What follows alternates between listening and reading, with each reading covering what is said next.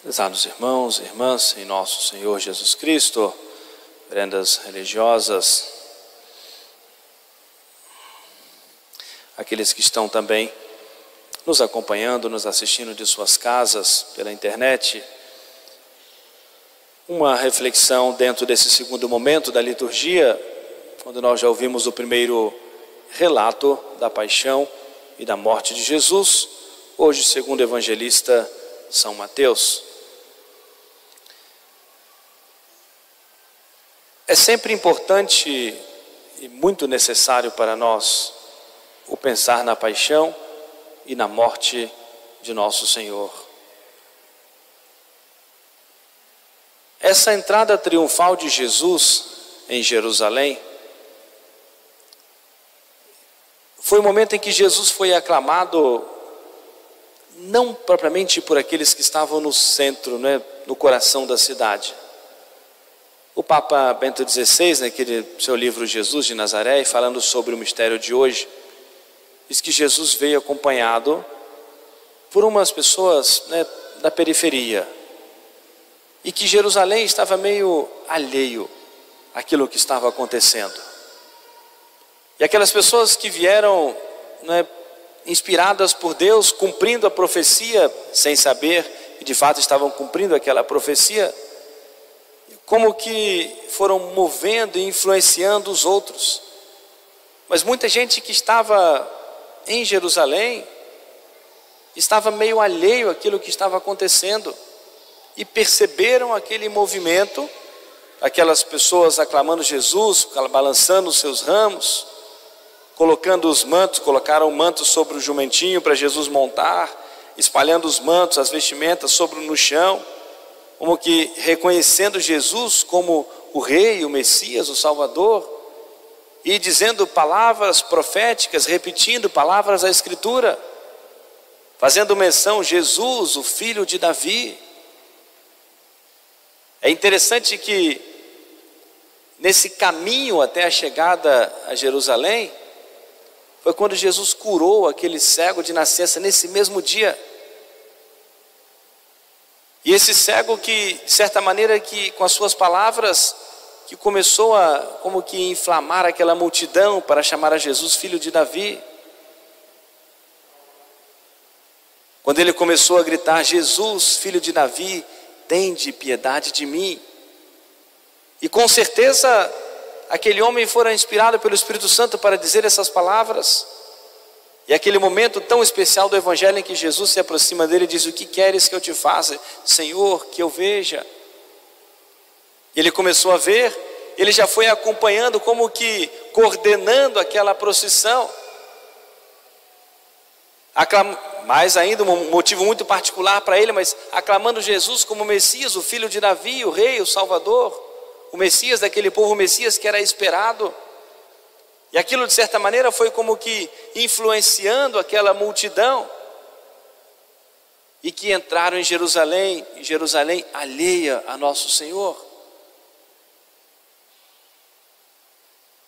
E foram caminhando até o templo, mas demorou essa procissão, quando chegaram o templo estava fechado.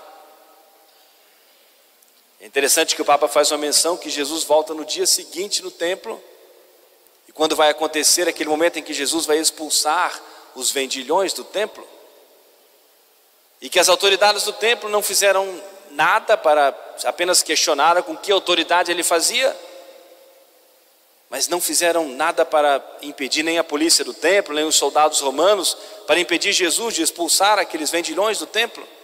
Foi tudo dentro desse contexto do Domingo de Ramos e do início da Semana Santa. E que é bastante interessante, que mostrava como que esse momento tão misterioso em que Jesus quis viver, em que dias antes quiseram pegar pedras para lançar em Jesus, e Jesus desapareceu no meio deles. Depois do milagre da multiplicação dos pães, quiseram colocar Jesus nos ombros e aclamar Jesus como Rei, Jesus desapareceu. Mas de repente mudou tudo aquilo, e agora Jesus estava sendo aclamado como o Rei, o Messias. As profecias estavam se cumprindo todas na pessoa de nosso Senhor. E aqueles que eram conhecedores das Escrituras estavam atônitos, abismados, parados, sem entender o que estava acontecendo. E ao mesmo tempo, naquele momento, não tiveram também a coragem de se aproximar e prender a nosso Senhor como eles queriam. Porque esse era o momento de nosso Senhor. Era o momento em que Jesus queria de fato ser aclamado como Rei, Messias, Salvador. E Jesus queria deixar algo bem claro, prezados irmãos e irmãs, que o momento da sua prisão, da sua morte, da sua condenação, foi somente no momento em que Ele permitiu, foi somente na hora em que o Pai do céu permitiu. E isso é muito importante, muito significativo para nós. Quando nós falamos que nós podemos e devemos ter uma grande confiança no Senhor, e que não acontece nada fora do plano da sua providência, ou aquilo que Deus quer exatamente no momento certo, no momento exato, segundo a sua vontade, ou aquilo que Deus permite, mas somente no momento permitido pelo céu, somente no momento permitido por Deus, somente no momento e na medida permitida pela providência de Deus. E como nós não confiarmos no Senhor,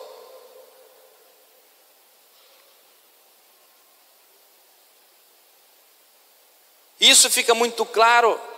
Ninguém ousou tocar em nosso Senhor, porque agora Jesus queria ser aclamado como Rei, Messias, Salvador. Aqueles que não quiseram aclamar Jesus ficaram calados, atônitos, sem entender, mas era a hora de nosso Senhor. Era a hora marcada pelo plano maravilhoso da providência de Deus.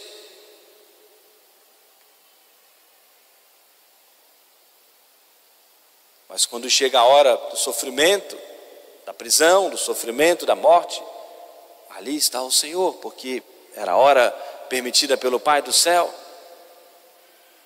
Palavras misteriosas em que nosso Senhor diz a hora do poder das trevas, mas a hora permitida pelo Pai do céu. E que nosso Senhor também vai permitindo na nossa vida, para nós com Ele nós passarmos pela paixão, pela morte, para com Ele nós também ressuscitarmos. Um ponto importante para nós, para a nossa reflexão nesse dia, prezados irmãos, eu gosto sempre de mencionar a figura de São Pedro, na Semana Santa, gosto muito de mencionar, porque era um homem de fé, era um homem de coragem, um homem muito verdadeiro, que amava Jesus verdadeiramente e profundamente. E aquilo que ele dizia, às vezes com muita prontidão, era um homem primário, respondia com muita prontidão, Jesus muitas vezes o corrigia, mas era verdadeiro. Era verdadeiro quando ele disse que ele, ainda que todos abandonassem, que ele defenderia a causa de nosso Senhor. E Jesus disse que ele estava até confiando demasiado em si, mas era verdadeiro a sua coragem, era verdadeiro o seu amor por nosso Senhor. São Mateus que faz menção disso, que ele levantou a sua espada e ameaçou os soldados e cortou a orelha de um. Mas não era essa a atitude que Jesus queria dele. Era um homem de coragem na sua fé, na pregação da palavra de Deus, em testemunhar a nosso Senhor com a sua vida, com o sacrifício da sua vida. Jesus vai curar a orelha daquele homem, curar aquele soldado, para impressioná-los ainda mais. Nós refletimos e fazemos questão de mencionar aquilo que São Pedro muitas vezes apresentava nas suas homilias, a sua fraqueza, a sua negação. Mas São Pedro estava mais ou menos perto de nosso Senhor,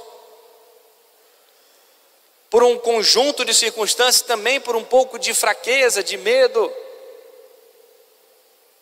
Mas ele estava perto de Jesus, queria ver Jesus, acompanhar Jesus de alguma maneira.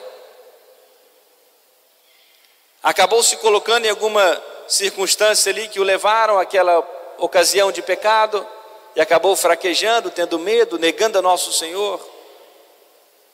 Mas era um homem verdadeiro, um homem que confiava plenamente no Senhor. E por isso eu fiz essa menção no início da procissão. Colocamos uma intenção nessa Semana Santa para que nós aprendamos a amar a nosso Senhor verdadeiramente, para que nós aprendamos a amar a nosso Senhor com muita sinceridade no nosso coração, para que nós sejamos sempre prontos para os desafios da nossa fé, mas sempre com muita submissão, com muita humildade e simplicidade, como São Pedro depois vai aprender duramente, mas vai aprender.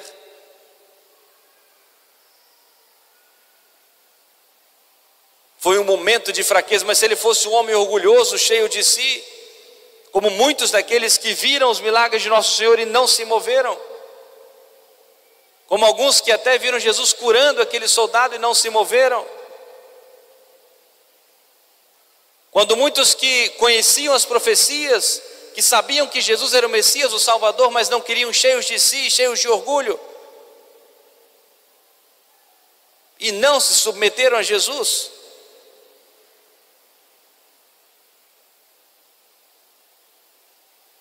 É bastante interessante que Jesus pouco conversou com os sumos sacerdotes, homens conhecedores da lei, conhecedores das profecias, mas cheios de si, cheios de orgulho,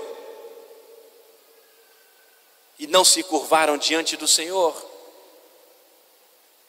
E Jesus só respondeu quando foi questionada a sua divindade. Jesus conversou até muito mais com Pilatos do que com Anás e Caifás.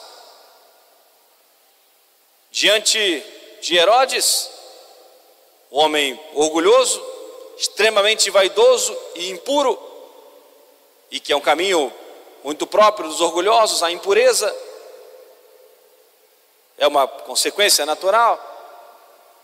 Jesus nem sequer ousou levantar os seus olhos, nem sequer levantou os seus olhos.